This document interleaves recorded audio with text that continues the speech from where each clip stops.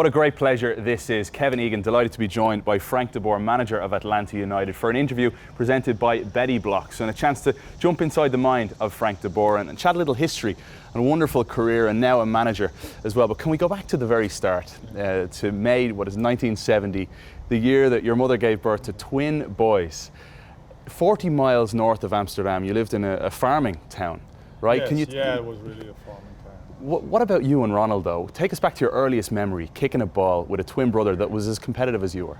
Well, my early memory was that we were so excited to play really, like a competition game. And I remember that we were 7 years old.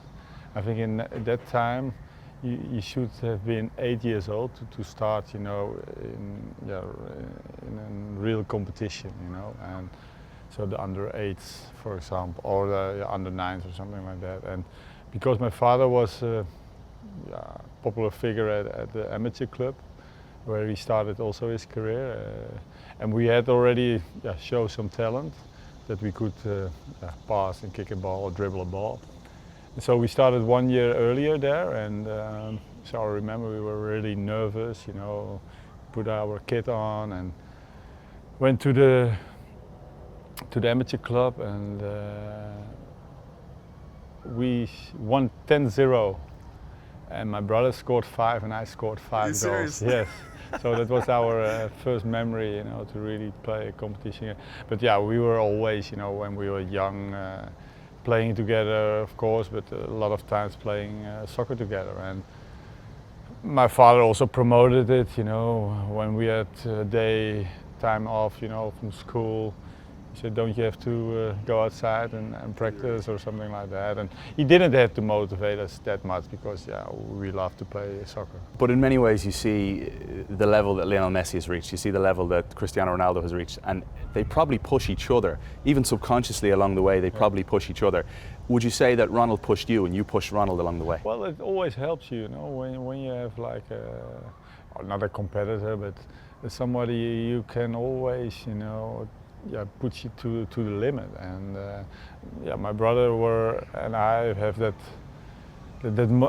internal motivation, to always to compete and to be the best. So also against him. And sometimes we just were also, we put the furniture aside and we just were wrestling, and then you stop when somebody said, okay, have mercy, for example, and that's, we did everything competitive, so it helps, that's for sure. As young players in Amsterdam, and more importantly, as young players with Ajax coming through, how aware were you of the legacy of Rinus Michels? How aware were you of the pressures as young players coming through and the stamp that Johan Cruyff had left on that great club? Well, Rinus Michels was really a little bit before my time, but Johan Cruyff, I remember when I was in the youth of Ajax, and we had always, you get free season tickets as a youth player, and he came back to Ajax, and I remember his first game that he gave against Haarlem FC.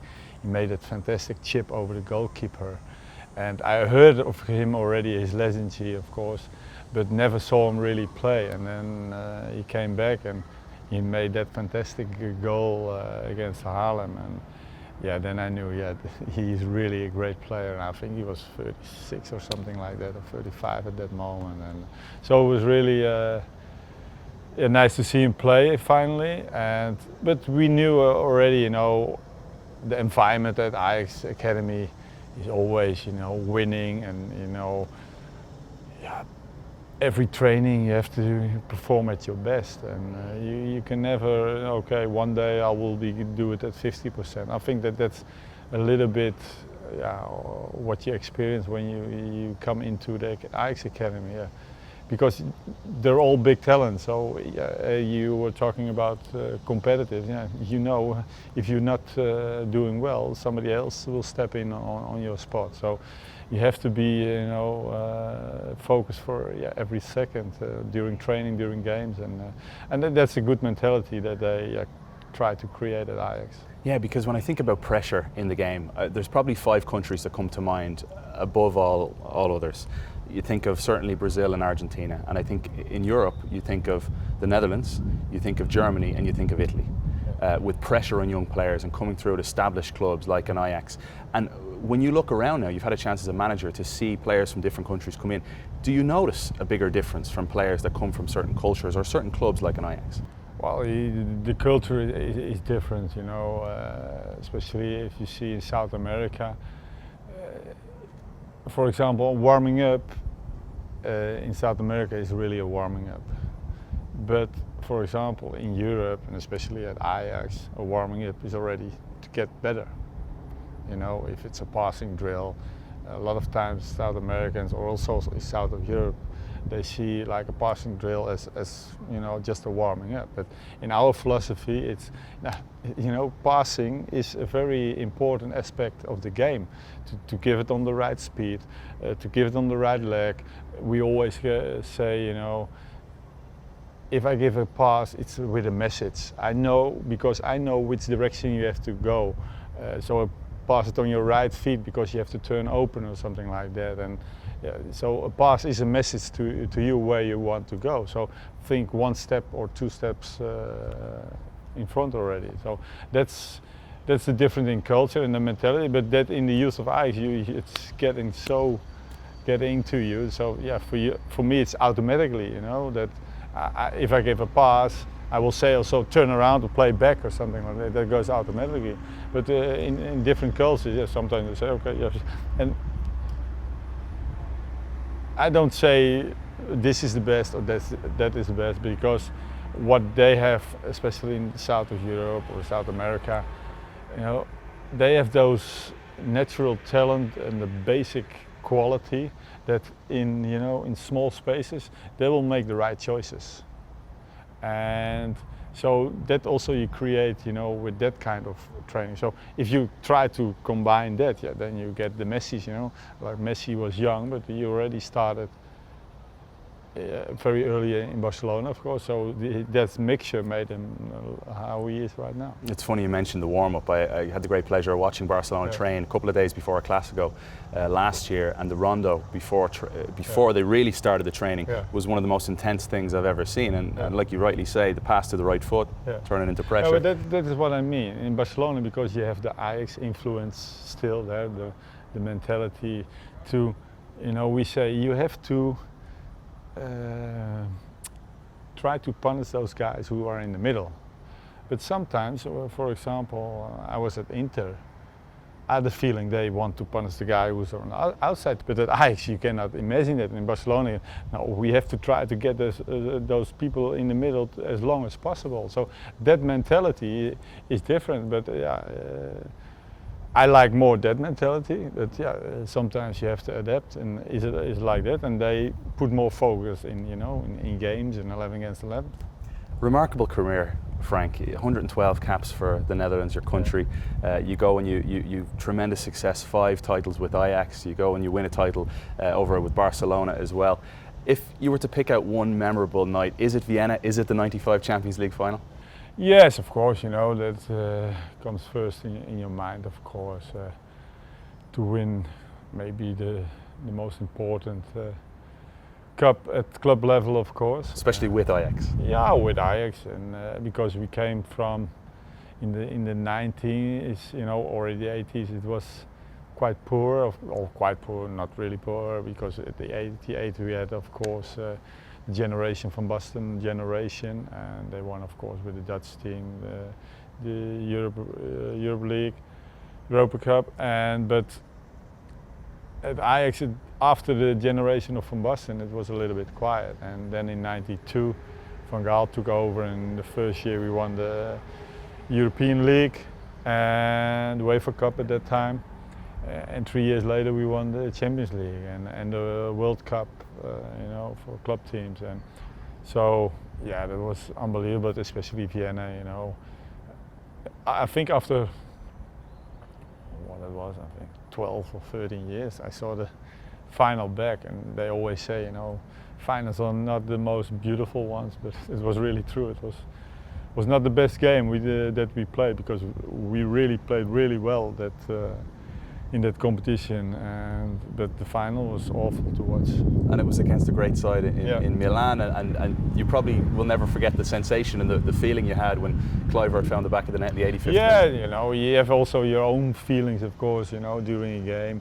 For example, I remember that at free kicks, you have to mark guys, and they had some tried to trick us with a free kick, and so I left my man and I saw it happening, and I was heading the ball away for somebody who could have a free header in, So that are the moments for me that I remember. Yeah, that was for me was key, to avoid a big chance for them. And of course, the goal at the end of the second half, the relief, but especially when the referee, whistles to the end of the game. That's the most, pleasure feeling at that moment. To really win something with your brother, especially. I think, this is where you all put that energy in, for a long time, and now really to realize that and to achieve that, it was a great feeling. I find that great players, because they're such perfectionists, you often in time tend to remember things you didn't do as opposed to some of the great successes that you've had. With the Netherlands, what a generation of players you guys had. You look at some of the teams that you played on. Is there a major regret when you speak to your brother Ronald that you didn't go and win a major trophy? No, of course, I played 5 big tournaments and 2 World Cups, 3 European Cups, and I think 4 times semi-final. Never a final, and especially '98 and especially 2000. But especially 2000 we hosted with Belgium, the European Cup. And we really at that time I think we were the best team, and with penalty we lost against Italy, of course. But in '98 we were the favorite. I think if we still believed in that we were the favorite, maybe we won against penalties against Brazil, but.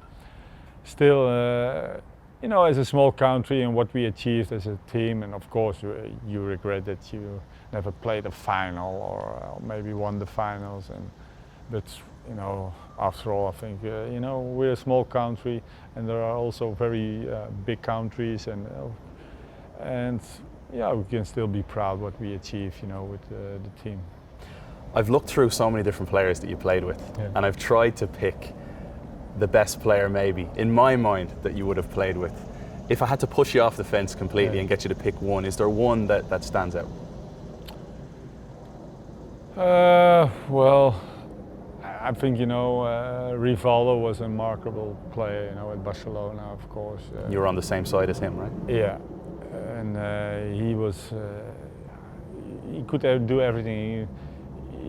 Great crosses, good finish with his left feet. He was strong, he was fast, good headers, and he was quite complete player. And I thought he was one of the best that I ever played with. But I played in the national team with Van Basten also. And for me, that's because he was my idol also when I was in the youth academy of Ajax. And for me, it was so pity that he got his injury, because he was the perfect striker. He had everything. He was a leader and everything. So for me, if he was fit, and I really played for a long time with him, then I really would chosen him. And of course, you have Bergkamp. You have so many players. Let's transition to the managerial days. You take over from Martin Jol in charge at Ajax. People tend to forget that Ajax hadn't won a title since 2004. Yeah. You come in and you've got a crop of young players and you win the title in your first season. Then you win it again, then you win it again, and again after that. What made your spell at Ajax? What structure was in place, and what were the tools for success for you? Well, what I saw, we have like a DNA of Ajax, but people recognize, hey, this is, you can properly see when an Ajax youth player comes in the first team, you see, okay, he has that basic quality that you can see, that's an Ajax player. And I thought that Martin Jol, and I have a lot of respect for Martin Jol, but we didn't saw, how Ajax always want to play, like dominant football, playing from the back, and all those kind of things. also with positive arrogancy, and for example, and we played with in the back, with Van der Wiel, with Vertongen, with Alderweireld, and for my feeling was, this is not. We were really counting only on Suarez, and El Hamdawi, and just okay, if they have the day, they will make the difference. But it was not really the Ajax game that the fans loved, and so when I took over, I immediately said, okay, you knew what you had to do, what you did in the youth academies, and we're gonna start it. We're gonna do it again. I don't want you to see only ping it long and hopefully Suarez wins one against one. You're not always gonna have a Luis Suarez. No, and so from day on, day one, I did it, and that I was expecting. But also, as a team defending, all those Ajax things, and of course, first win against Milan in San Siro, 2-0, helps of course. But I think still we had the players to play our own game and the Ajax philosophy, and so we did. And of course, sometimes you have a little bit of luck, but I think also the belief that you saw the quality that we had in the team, and at the end, suddenly we were champions. You had a lot of players that you built the foundation for their success, and they've gone on and had tremendous success. You see it all the time, Christian Eriksen being linked with Real Madrid, a move from Spurs potentially. He is the one that jumps out at me. You mentioned Toby Alderweireld or Vertonghen. Is there a player that you're most proud of and their development that you coached at Ajax?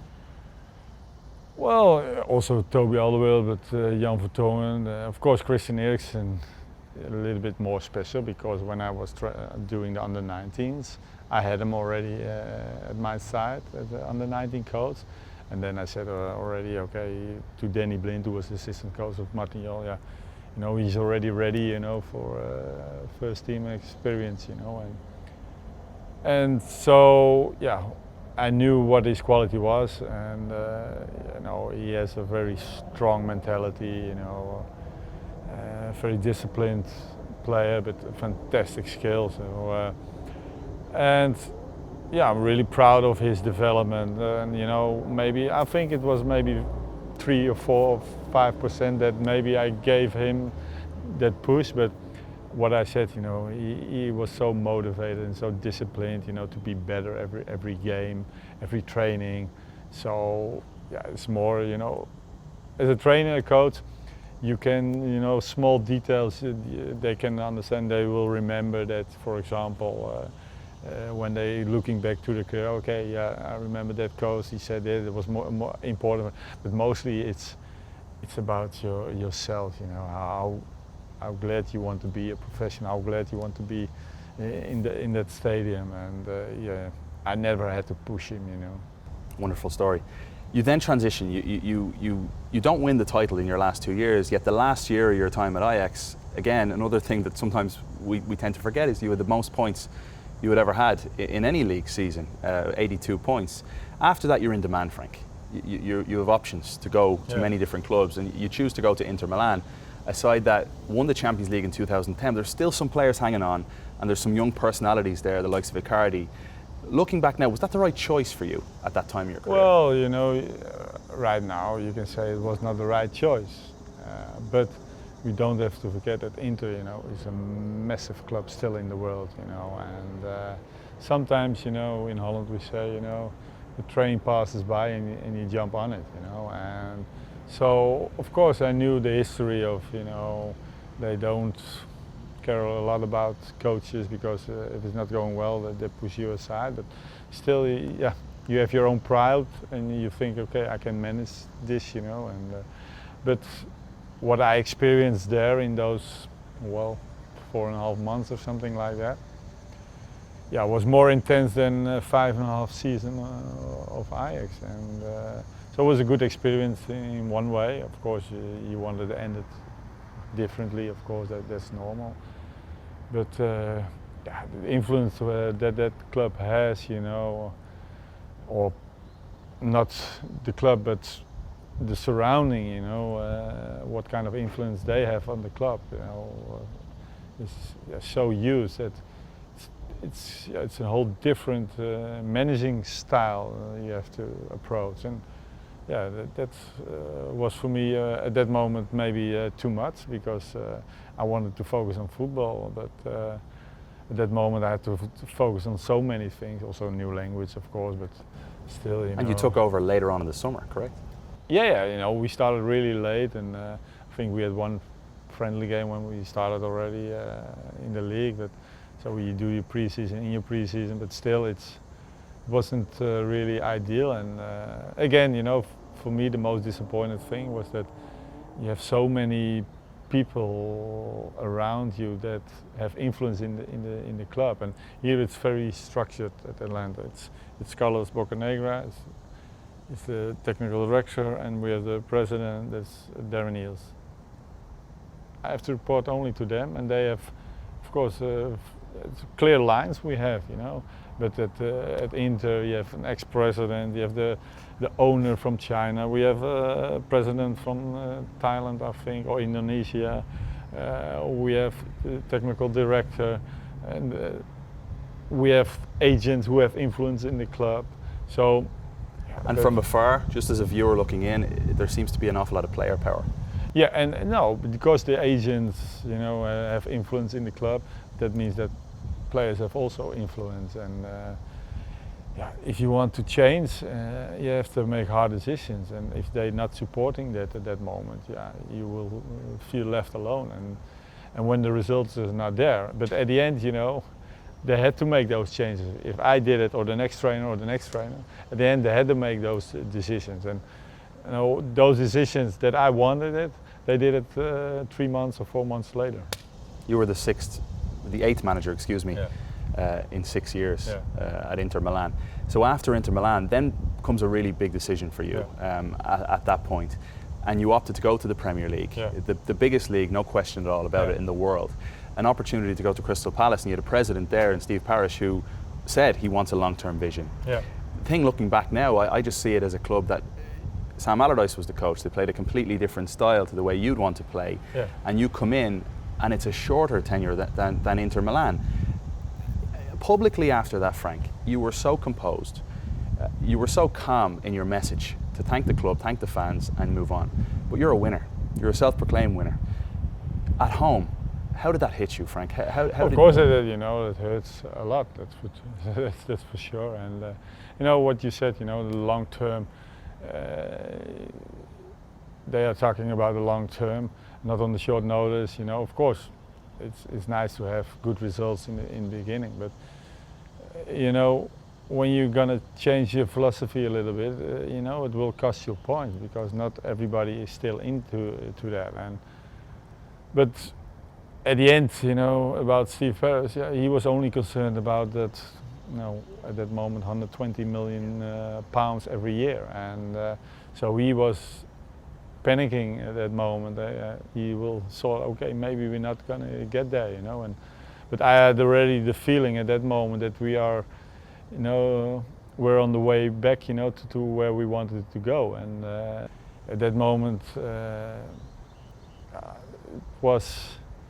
it was going down, and there was no stopping anymore, and they had already made up their mind. And I think still, you know, when I would getting my time, that we will be coming back and get our points and be safe at the end. But it was a choice, and very disappointing choice. And yeah, for the rest, you know, you have to take it and be a man, and yeah, continue. And again, I had really those two experiences, Inter and Crystal Palace. It put a lot of energy out of me, so I really had to, you know, fill up my tank a little bit. I'm sure you speak an awful lot about your family and the pride that you have in your 3 daughters and your wife, and I'm sure after an experience like that, 2018 became a kind of a time to soul search a little bit, figure out what the next step was for Frank de Boer, and spend some time with family.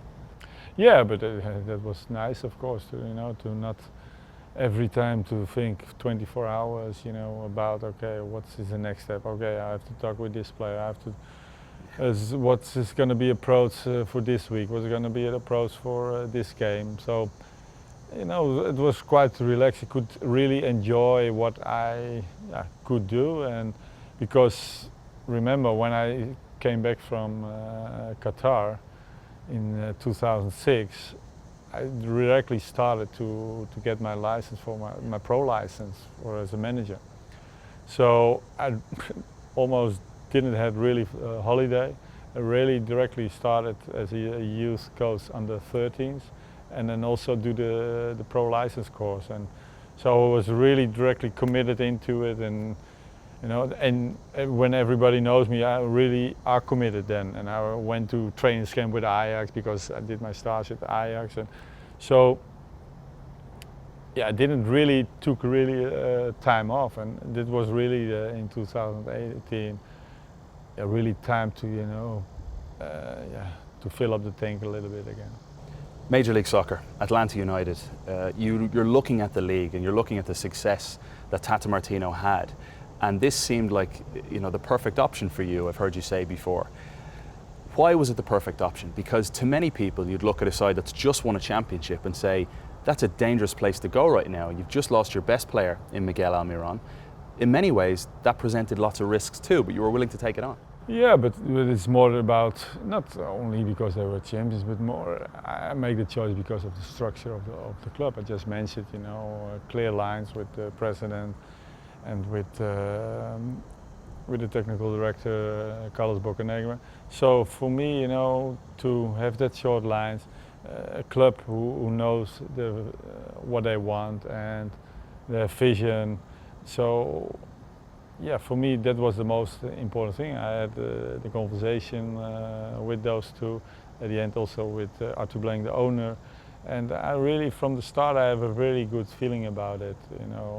How they want to approach as an MLS football club, and so afterwards I had two choices to make, or to go to Anderlecht or to go to Atlanta United FC, and for me was quite clear. I had a really good feeling about this club, and again you saw what happened I think with Rutte at Anderlecht. I think after 6 months he left already. Really? Yeah, so and that already strengthened my feeling that I made the right choice, because again Anderlecht is a fantastic club, but also a very difficult club. Also a lot of influence. It got a history here.